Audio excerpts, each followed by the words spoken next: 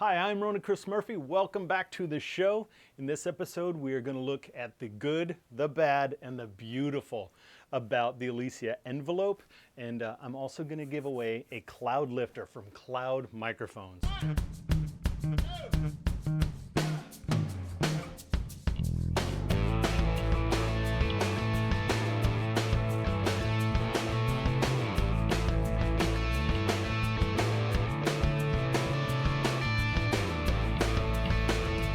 Thanks for tuning into the show again. We're going to do a bunch of stuff in this episode. Anybody who has seen some of my recent episodes knows that I am a Transient designer fanboy and pretty stoked to find out about the envelope from Elysia, which kind of takes that concept and jumps it up to a whole different level. We're also going to give away a Cloudlifter from Cloud Microphones. And one thing to mention, my 6-day recording boot camp in Athens, Greece, coming up September, I think it's 17 or 18, 2013. We still have a couple spots left in that, so if you're in Europe or anywhere else and you want to travel to a beautiful, cool destination and hang out and learn about recording, check out the website below, contact us, and see about getting into that. But let's get to the fun stuff, and fun stuff is free stuff. So if you're not familiar with what the Cloudlifter does, you can check out one of my old episodes. I think it might be episode 39 or something.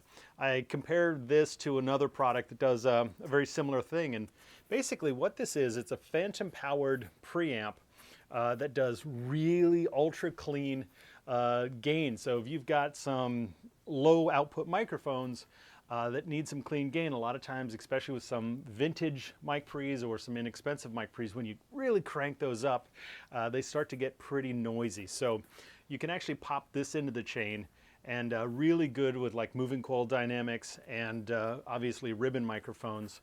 It's a great way to get real clean gain without adding a whole bunch of noise. And it also does some adjustments, changes to the impedance, which in a lot of situations can actually help make those microphones sound better. So a very cool thing. So here's how you win. Basically, you go to Facebook, so you got to be on Facebook for this. You go to the Ronan's Recording Show page, you like it, and you post a link on there to one of your favorite episodes of Ronan's Recording Show. And we are going to randomly pick one of those posts and send you the Cloudlifter. And you can post up to one time a day. More than that, you're just cheating. So you can actually post different links to Ronan's Recording Show on there every day, and we will randomly pick a winner. We will send this to you anywhere in the world, but if there are any taxes and duties, you are responsible for this. Also, in full disclosure, unlike when I gave away the A-Designs ATI, Cloud actually does know I'm giving this away, and they actually did send it to me for free to share with you guys. So that's the legal disclaimer, but if you're grumpy about any of this, your problem's with me, not with Cloud microphones. Now, let's get down to reviewing cool gear. So as I said before, I am a total Transient designer fanboy. It's one of those pieces of gear, both the hardware and the software, and you can see my comparison in an earlier episode between the hardware and the software. I just love the Transient designer. To me, it's such an incredibly powerful tool that sort of opened up so many possibilities of what I can do in the studio. So a friend of mine turned me on to the envelope from Elysia. I said, if you like the Transient designer, you really want to check this out. So of course I was very, very excited about it. And having played with it a while, still very, very excited. So let me tell you the good, the bad, and the beautiful about the Elysia envelope. So first thing, I'm going to tell you what I hate. Oh, and I cannot tell you how much I hate this. Drives me nuts. There's a 500 series lunchbox version, but this 19-inch rack version, the power switch is on the back. And that is just such a bummer, because it's just really doesn't address the real world situation of how so many people have their studio set up. I know there's probably some extra cost involved and some shielding or grounding issues. I get it, but it's such a pain in the neck. I really wish there was a power button right there in the middle, because if you've got a situation where your racks are up against the wall, there is actually no way to power this up and down, so you'd have to turn your entire rack off. So I'll accept any defense they've got, but that was a huge, huge bummer about that. Speaking of the back, though, one thing that's not a bummer is this actually has XLR and 1/4 inch inputs and outputs, so I love that they did that for us. It makes patching in really easy in a lot of different scenarios. So big thumbs down on the power switch on the back, big thumbs up on the interconnect. But let's actually go through and I'll give you a real quick explanation of what we've got going on here. And obviously I'm going to compare it to the Transient Designer because it's, again, in that sort of class of things. But basically, just like the Transient Designer, we've got attack, more attack, less attack, and sustain, more sustain, less sustain. Okay, all very cool. Transient Designer does that in a very cool way. But the interesting things that they've done, which make it a very different thing than the Transient Designer, is they've given us the ability to actually tailor by frequency what we increase or decrease in the attack and the sustain. And once you kind of get hooked on this, it's going to be hard to not be hooked on it. And I'll actually show you that in action. You've got a stereo link here, which, stereo link there, and then that will control both sides. You can also take it off of stereo and run these two completely independently. So you could run your kick drum through one and your snare through the other. Just to keep things easy, I'm actually going to do this all in stereo mode just to make it easier to demonstrate some stuff. This switch here takes it full range, meaning it's adjusting the attack and sustain of all the frequencies. You know, hit it to the other position will actually make this adjustable by frequency. But one really nice cool feature they did, and I'll show it to you a little bit, is you can actually turn that off and these turn into some pretty darn good shelving EQs. So you can actually boost and cut high and low frequencies with a shelving EQ if you don't need to do any of this sort of transient or envelope shaping. You cannot use those two simultaneously. So you get your choice. Is this a really cool envelope shaping tool or is this a really nice sounding EQ? So you actually can't EQ and adjust transients at the same time, but what you can do is some cool tricks that make it seem like you are. And I'll show you those again real quick. All right, so I'm going to show you how this works in action, and I'm going to be using tracks from my buddy Dave Nachmanoff record we did together, just because I love the song and a lot of good tracks for us to play with. And for you guys in Southern California, he's actually playing here in the next week or two. This is the date. But anyway, I digress. So let's take a listen to this. I'm going to show you a few things, especially if you haven't played around with something like the Transient Designer before. Let you wrap your head around it. And this is just overheads and kick summed together, no processing of any sort on the tracks. And we're lucky enough to have the great Victor Bassetti playing drums, so we can listen to that. But here's where this gets really fun and interesting and really sets it apart from the Transient Designer. And that is this ability to actually tailor and tweak what things we are making sustain more or less, and which parts of the frequency spectrum we're adding more or less attack to. And here's where it'll be real obvious. Let's say, for instance, I wanted to add more sustain to this kick drum, but not so much the snare drum or the cymbals. What I'm going to do here is I'm going to boost the sustain, but then I'm going to switch over to this frequency dependent mode where I can just boost the low frequencies. And what I'm going to do is pick, you know, the stuff roughly under, say, 200 hertz. So full range, big fun, boom. Here it is in, out. So here how the top, the hi-hat, top of the snare still sounds pretty similar, but radically different on this kick drum. And now switch back to full range. So pretty darn cool. And let's say, for instance, I wanted to actually add more brightness and attack on top of those cymbals, but I didn't really want to mess up my snare drum that much.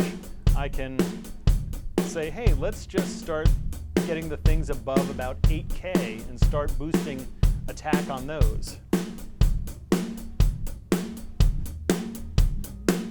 Here we're bringing out the attack on top of those transients. So full range. Now, this is just kind of boosting the attack on the top, the sustain on the bottom. Bypass. And I'm just going to tweak this out real quick and play with a few different things so you can hear how extreme and crazy we can get with this. Let's kill the sustain on the top of those cymbals. Out. So now it sounds kind of like a room mic, a soft, dark room mic, which is very, very cool. What if we actually wanted to tighten up that kick drum rather than lengthen it? So we're going no attack. Here there's a little length to the kick drum.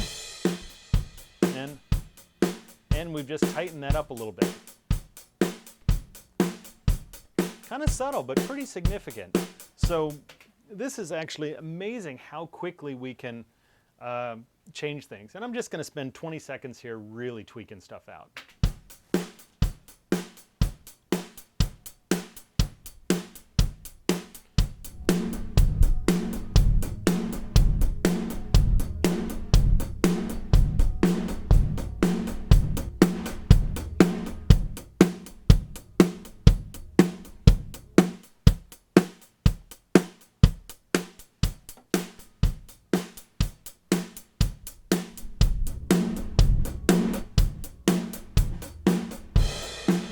Let's try and make this a really dark room mic.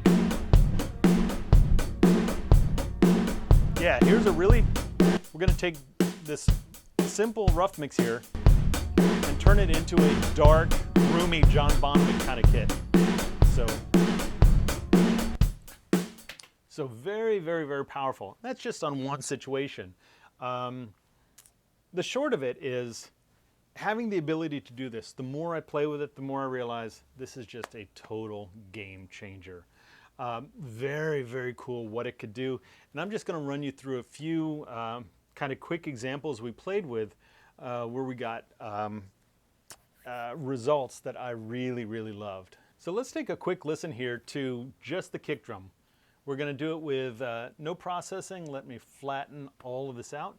And this will just be the kick drum. This DW kick drum, Shure Beta 52, straight into an A Design Pacifica with no processing.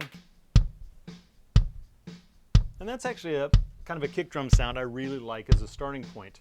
I can do a lot with it, and this will sit pretty well in a mix. But I'm going to do a show on this one later. But one plugin that I'm digging experimenting with is the BX Boom from Brainworks. I'll explain it later, but it's a really nice way to add big, low whoomph to kick drums. There we go. So here it is without it, flat. Boom. With BX Boom in there. Very, very cool sound, but sometimes I find that it actually makes the kick drum a little too sort of boom, woofy. The length of it, especially if I've got a dense mix, the length of that low end sounds powerful, but it won't fit into a mix very well. So the cool thing I can do is actually shorten it with something like the Transient Designer or the Nvelope. So what we're going to do is I've dropped this in and we're put it over to full range mode, and I'm just going to shorten the sustain, a trick I do fairly often with the Transient Designer.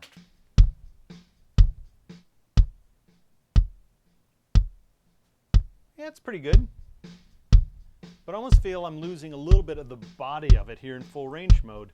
So what I'm going to do now is I'm going to switch over to frequency dependent, and that low woof woof part is actually going to be a lot of action, you know, below like 100 hertz. So what I'm going to do now is just shorten the sustain around 100 hertz and below.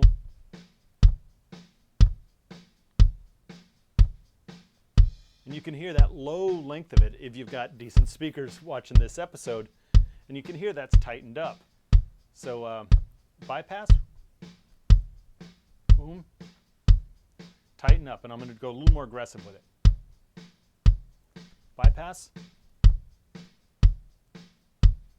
So a lot of control here versus, let's check it out over in full range mode.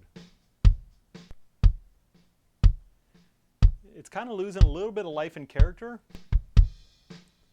So this is still letting the main meat and body and even the top of it sort of sing out like it does.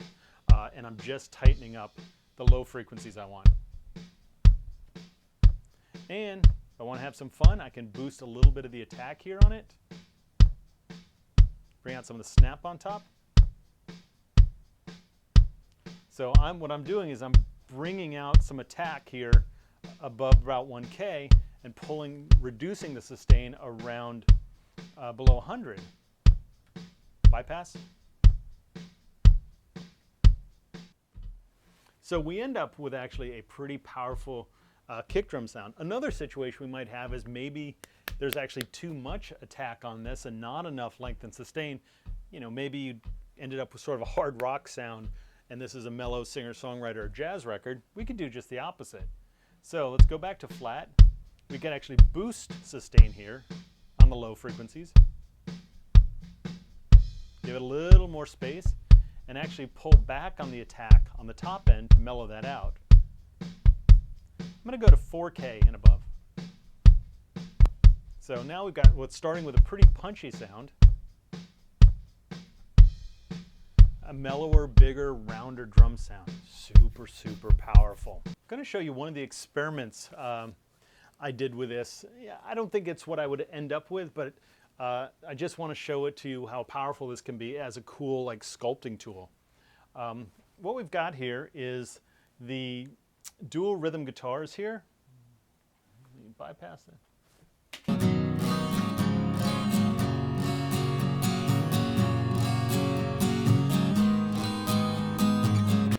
So these are pretty mellow rhythm guitars, acoustic guitars, played with a pick, but recorded with actually an AEA KU4. So very old school, nice and colored ribbon, but with a really kind of warm low mids and soft top. But let's say, for instance, we're mixing and we wanted to bring out more of the bite and the pick attack. Again, we could use EQ. That's one way to bring up the top of it, but maybe you want to maintain kind of this mellower sound. So let's see if we can actually bring up some of that sort of pick attack here using just this. So more attack, but again, I don't want all the low frequencies being attacked. I just want to bring out some of that pick attack. So let's see if we pick, say, about 1K and above, what happens if we boost that?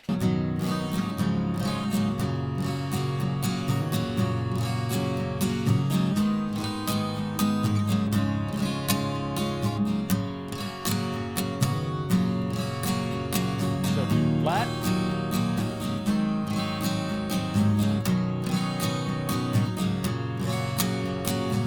Here we got that plastic pick attack to really jump out. That's not the perfect sound, but I'm just showing you this as an example for all the stuff we could do. And let me just compare that to what would happen if we'd used full range mode or something similar to what you'd get from a Transient designer. Pick attack boosted.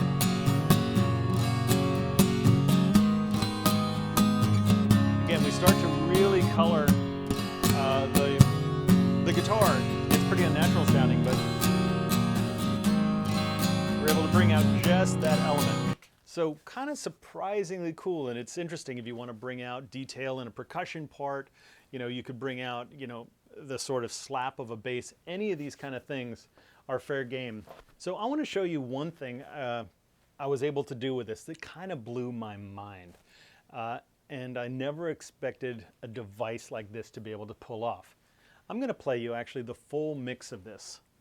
Doesn't take much to set her off. This is before mastering. Steven seems to know how to come. And I'm actually super happy with this mix. It came out exactly like I wanted. But let's say, for instance, you know, we kind of decided after, you know, I want this to be a little punchier because, you know, I have had Ian Sheridan playing bass on this. So anytime I've got Ian on a record, I end up mixing him really loud and showing him off because he's so awesome. But, you know, on this record, you know, it's got a big round low end and really kind of smooth, mellow top. And let's say, for instance, we wanted to get this more, a little tighter and more punchy. Well, there's some cool stuff we could do. A lot of that low boom, boom is just stuff on the bass and the kick drum coming in, you know, probably below 100 or 200 hertz. So let's see if we can tighten that up. So here we are, about 200 hertz and less. Like handling China, walking on Bypass. eggshells most of the time. Let's actually go down to about 100. She thinks she'll keep him round. Big, mushy low end, She's a fragile real thing. tight, punchy low end. We still hear the bass, so this is something very different than just EQing all that out. We've just tightened it up. Heart of glass, checkered hat. All right, so let's say we wanted actually the high end to be a little crisper, a little more exciting. Well, let's actually just boost some attack on stuff roughly above 8K and see how that works. And we'll do it pretty radical at first. Doesn't take much to set her off. But Steven seems to know how Bypass. to calm her down. Again, that's really extreme, and I think that sounds a little bit ridiculous. But let's actually do something fairly modest with it and see how that works. So just a bit of attack on the real high end and a bit of sustain reduction on the real low end. And I'll start without it. Doesn't take much to set her off. But Steven seems to know how to calm her down. Like handling China. So we've taken it from this, again, big, warm, gushy kind of mix to a rather tight, punchy mix.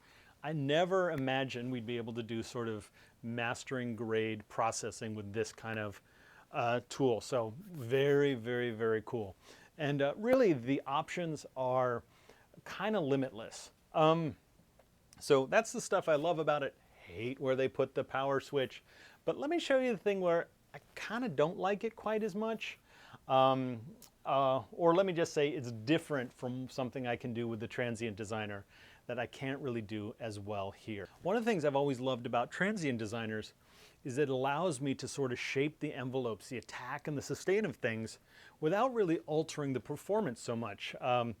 And you know, great thing, like a lot of times you want to gate kick drums for creative reasons in a mix, but sometimes the soft hits will actually get lost in it, or in a jazz thing or singer-songwriter where the kick drum dynamic is quite important. The Transient Designer allowed me to do that tightening up that I would do with a gate without the risk of losing low-level hits or you know, really changing the performance. You know, even on something like overheads, we could actually tighten up the drum sound in the overheads without really changing the performance so much. The sort of algorithms or whatever in these two are quite different. So the Transient Designer, which I'll just demonstrate with the plug-in version here, I've got the hardware version as well.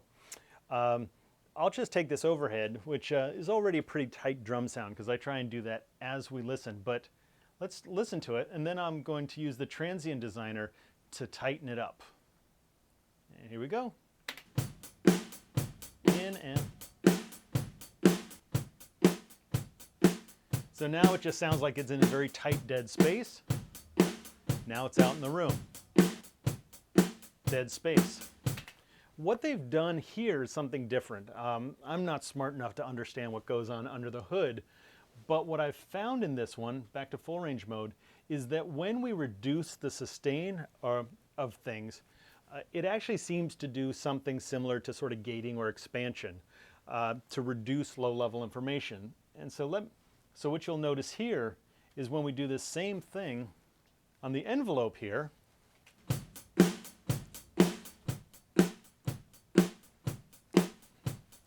all of a sudden this starts to become more of a snare drum mic. So listen to this in and out.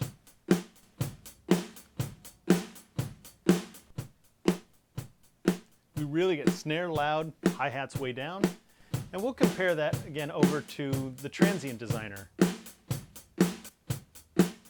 where it really is a tighter sound, but also the same performance. So not saying that one of these is better than the others, but the one thing about this that makes me not think, great, I can buy this and throw away my Transient Designers, is just that difference. There's not really a way to maintain in full range mode the natural dynamic of the performance while manipulating the envelopes. Not good or bad, it's just something that's different that makes this not a direct replacement, which I don't even think they intended it to be. Again, that said, the things that this can do is mind-blowing. And as a complement, to have both of these available is pretty amazing. One feature that's very cool to have, but you need to keep an eye on, is this auto gain makeups. When you're boosting transients, boosting even sustain in this case, you can get pretty hot levels, which can create some problems for you. So there's this feature to sort of auto compensate for adjustments in level. Very nice feature to have so you don't run the risk of clipping or anything like that. The one thing you want to keep an eye on, though, especially with sort of full range material, things that might have bass guitars in it and things like that, is it can get a little distorted and crunchy when it's working really hard. So make sure that you actually dig the sound it's doing for you. And if you're not digging the sound, just find some other way to bring that level down with some kind of a line attenuator or something like that. So it's a great feature to have, but definitely make sure you listen for artifacts that might come as a result of using this.